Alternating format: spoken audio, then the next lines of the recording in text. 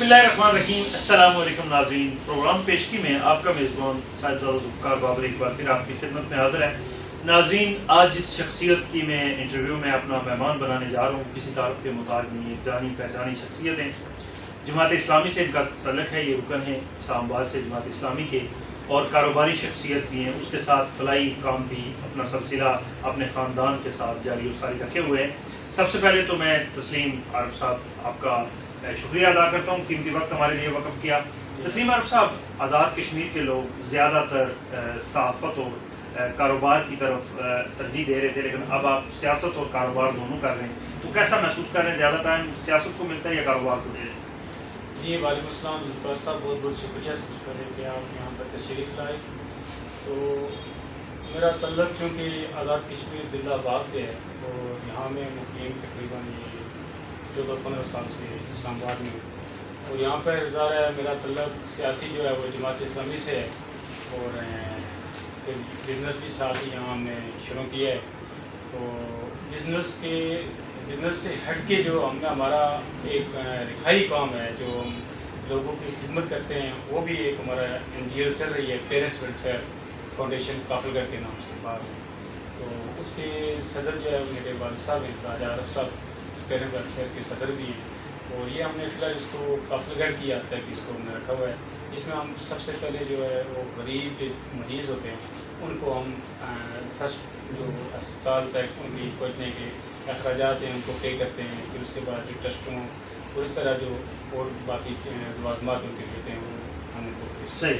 अच्छा, ये बताएं तस्लीम आरिफ साहब के ज़्यादातर वक्त आपने जिस तरह कहा कि यहाँ पर इस्लामाबाद में गुजरता है, कारोबार को आप टाइम दे दें, हमारे नाज़रीन को ज़रा अपनी जो आपने जो सोसाइटी है या जिस प्रोजेक्ट को आप लेकर चल रहे हैं उसके हवाले से भी थोड़ी तफसील दें। वो कौन सा प्रोजेक्ट है और क्या काम हो रहा है? जी ज़ुल्फ़िकार साहब, सबसे पहले तो मैं यहाँ 2006 से इस काम में आया था कंस्ट्रक्शन की फील्ड में। तो सबसे पहले मैंने कंस्ट्रक्शन में जो अपना थोड़ा तजर्बा था उससे लोगों को भी फ़ायदा दिया है, और फिर साथ रियल एस्टेट का भी काम शुरू किया। इससे पहले तकरीबन कोई 8 से 10 सोसाइटीज़ में मैंने काम किया है। और इस वक्त अल्हम्दुलिल्लाह हमारे 2 ज़ाती प्रोजेक्ट चल रहे हैं, एक ग्रीन वैली के नाम से चल रहा है और एक ग्रीन रेजिडेंशियल के नाम से चल रहा है। ग्रीन वैली जो है इसमें बेसिकली हमने जितने भी हमारे सफ़ेद पोश लोग मीन्स आप कह सकते हैं कि तनख्वाहदार जो तबका है उनके लिए हमने एक इंस्टॉलमेंट का प्रोजेक्ट शुरू किया था ग्रीन वैली के नाम से। वो अल्हम्दुलिल्लाह 400 कनाल पे मुहित पर प्रोजेक्ट शुरू किया था ग्रीन वैली के नाम से। वो अल्हम्दुलिल्लाह 400 कनाल पे मुहित पर और अभी हमने तकरीबन 70 से 80% सेल कर दिया है। मौके पे पूरी ज़मीन हमने क्लियर करवा दी है और लोगों को कब्जे भी दे रहे हैं। दूसरा प्रोजेक्ट हमारा ग्रीन रेजिडेंशियल के नाम से था, वो कैश का प्रोजेक्ट था, वो भी यहाँ लहका रोड पे हुई है। उसको भी अल्हम्दुलिल्लाह सारा काम हो गया, डेवलप हो गया सारे अभी लोगों को कब्जे दे दिए हैं और वहाँ पर अभी बिजली मंजूर हो गई है, बिजली के पोल आ गए, तो अल्हम्दुलिल्लाह बहुत अच्छा चल रहा है। सही। अच्छा, आप ये बताएं कि आपका क्योंकि तल्लुक़ जमात इस्लामी से किया, और जमात इस्लामी एक मनज़्ज़म तंज़ीम है, उसके मुख्तलिफ़ अदारे हैं, और वो अदारे जो है ना सिर्फ आज़ाद कश्मीर बल्कि पूरी दुनिया में अपना काम कर रहे हैं, और ख़ासकर खिदमत खलक आपके लिए हमेशा जो है जमात इस्लामी का फरीज़ा रहा है। तो आप क्या समझते हैं कि आखिरकार लोग जो आजकल मैंने रुझान देखा, लोग जो है ना वो ख़ासकर जो जमात बरसरे इक़्तिदार आती है लोग उस तरफ जाते हैं, तो आखिरकार आपने जमात इस्लामी का चुनाव क्यों किया, और इस वक्त तक जो टाइम आप वक़्फ़ कर रहे हैं या जो नज़रिया लेके आप चल रहे हैं वो जमात इस्लामी क्यों है? देखिए, इससे सबसे पहले जो बुनियादी चीज़ है कि अल्लाह ताला ने हमें एक ख़ास मकसद के लिए पैदा किया है, और मकसद ये है कि रब की धरती पे रब का निज़ाम जो हमारा जमात इस्लामी का नस्बुल इल्म भी है, और उसका नस्बुल इल्म ये भी है कि मेरा जीना मेरा मरना तमाम मेरा सब रब्बुल आलमीन के लिए। तो जमात इस्लामी देखें लोगों की फलाह बहबूद के लिए काम करती है। इसमें हमारे जो फलाही इदारे हैं अल-खिदमत के नाम से है, आगोश है, इस तरह लोगों की हम खिदमत करते हैं। तो हमारा कोई ये नहीं है कि हम एकदम सियासत में आकर ये सारी चीज़ें करेंगे। हम ये सोच रहे हैं कि जब तक हम लोगों के अंदर खिदमत का जज्बा लेकर जाएंगे, लोगों को हर चीज़ उनकी दलील पर पहुँचाएँगे, तो तभी हम कामयाब हो सकेंगे। अच्छा, ये बताएं तस्लीम साहब कि जमात इस्लामी के हवाले से जैसे आपने कहा कि वो शायद दीगर अदारे जमात इस्लामी के बने हुए, अगर आपने खिदमत ही करनी थी तो फलाई तंजीम ज़्यादा बेहतर नहीं थी कि आप सियासत की तरफ आते? नहीं, देखें, खिदमत तो वो ज़रा बुनियादी चीज़ है, लेकिन सियासत में हमारे जो मुल्क के मसाइल हैं, करप्शन है, अकरबा परवरी है, اور باقی آپ کسی بھی جماعت میں جائیں گے تو سب میں یہ خامیاں ہیں.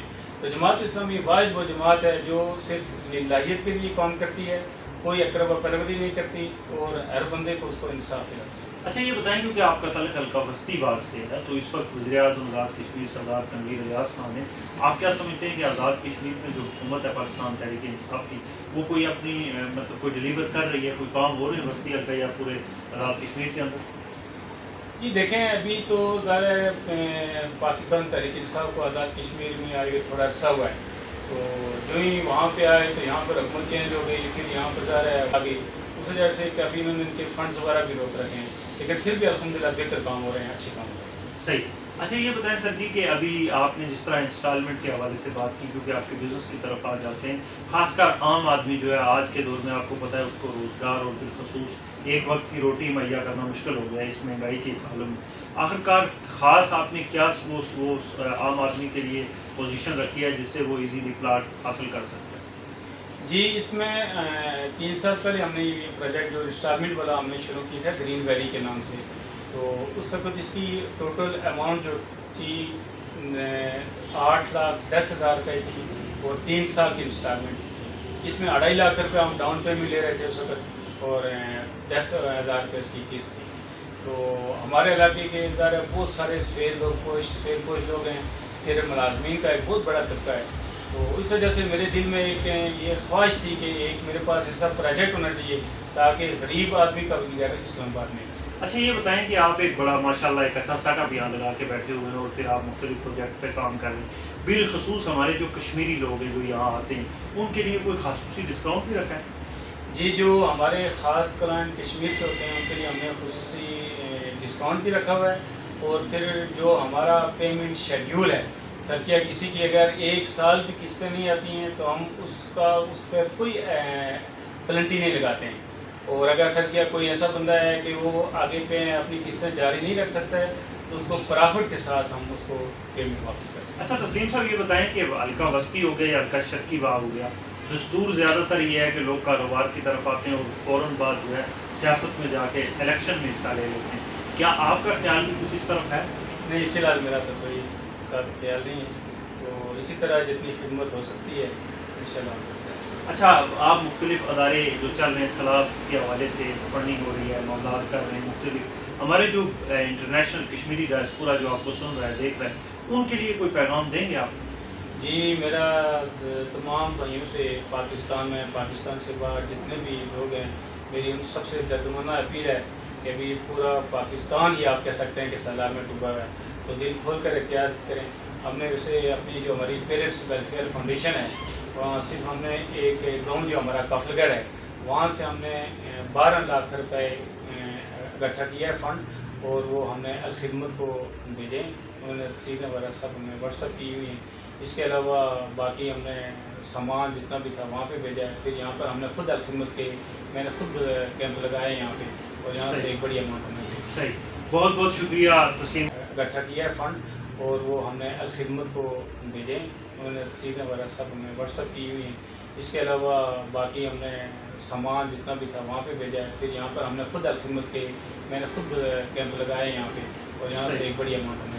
صحیح, بہت بہت شکریہ تسلیم عارف صاحب, اپنے خیالات کا اظہار کر رہے تھے. ناظرین, بالخصوص ہماری جو کشمیر کمیونٹی ہے جو دنیا بھر میں دیکھ رہی ہے, اور بالخصوص جو آزاد کشمیر کے لوگ ہیں, وہ جب اسلام آباد راولپنڈی میں آتے ہیں تو اکثر اوقات ان کو یہ خیال آتا ہے کیونکہ کسی بھی دور دراز علاقے میں جانے سے یا مسافت آپ طے کرتے ہیں کچھ مناظر بعد, تو آپ کو اس بات کا احساس ہوتا ہے کہ اپنے علاقے کے لوگوں سے ملا جائے. تو تسلیم عارف صاحب ایک ایسی شخصیت ہیں جن کو مل کر آپ کو خوشی محسوس ہوگی, اور بالخصوص جن پروجیکٹ کے حوالے سے انہوں نے بات کیا, آپ آئیے آزمائیے, کیونکہ پاکستان میں بے شمار لوگ پراپرٹی اور بزنس کی طرف آتے ہیں, لیکن ان کا انداز آپ نے سنا ہوگا, دیکھا ہوگا. آئیے اور ایک دفعہ ان کے بھی اعتماد کو جو ہے آگے بڑھائیے اور کوشش کیجیے اپنے اعتماد کو بھی باہر رکھیے. اپنے میزبان صاحبزادہ ذوالفقار بابر کو اجازت دیجیے. خدا حافظ.